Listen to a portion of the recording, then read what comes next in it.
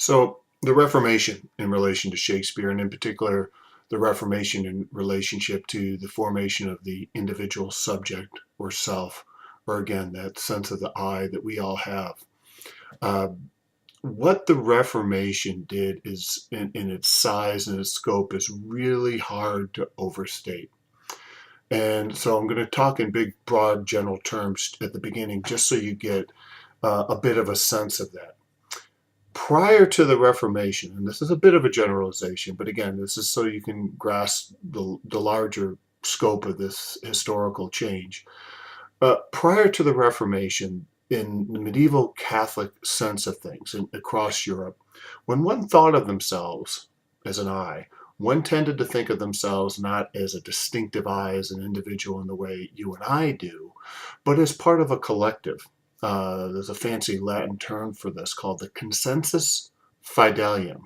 Consensus fidelium. And that means the consensus of the faithful. In other words, in the medieval Catholic tradition, you weren't an I.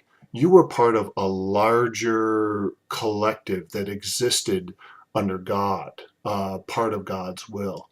Let me try to get at this more sort of intuitively or in a sort of familiar way. You've probably had at some point an experience in your life where you said, gosh, I really, really want this, whatever your religious station may feel like praying for it.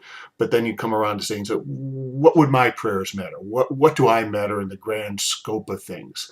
I'm just one person, one in billions of the world, in the history of the billions of the world. And the medieval Catholic notion of consensus fidelium was in many ways sort of an acceptance of that point of view. It was more or less absurd to them that one individual would mean anything to God. To the extent that you related to God, it was again through this collective body. And that collective body related to God via the church, through the Catholic liturgy, ultimately through the priest, and up at the very top of the priesthood, of course, was the Pope. What Luther and Calvin came along, and many others, but those are the two primary figures I want you to know about or think about, was that no, the individual's faith does matter. What you're individually thinking about God in your it does determine that relationship. Not the church, not your participation in the liturgy, but your individual faith.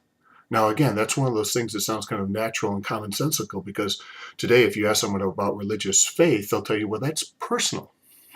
That's just my choice. That's my freedom. It's almost entirely an individualistic matter, correct? That's because in the West, we live in the wake of this Protestant tradition, the tradition of the Protestant Reformation, which puts the onus of all religious thought on individual faith. And what I want to suggest to you is that transformation, that religious transformation, shifted not just religious practices, but it shifted the software, or maybe even the hardware of the human being. Let me put it this way. If I were to tell you, and you're a religious person, that your relationship to the divine is determined by your individual faith, you would begin attending to that individual faith in a way you had not before. And that would literally create within yourself a different sense of self. And this is what happens in the scope of Shakespeare's lifetime. It really starts many, many decades before he's born, but really hits a high point while he's writing and working. So as we read these plays, I want you to keep that big shift in mind, the shift of the Reformation.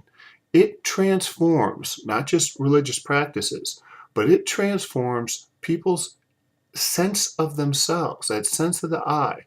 Because in the Protestant Reform world, your relationship to God, the most important thing there is determined by your individual faith.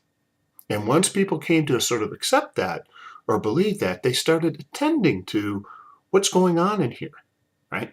What's going on? It's no longer a matter of what I do, if I follow the liturgy, if I go to confession, if I do penitence. My relationship to God is determined at any given moment by how faithful I am to God. And that changes not just religion, that changes our very psychic structure.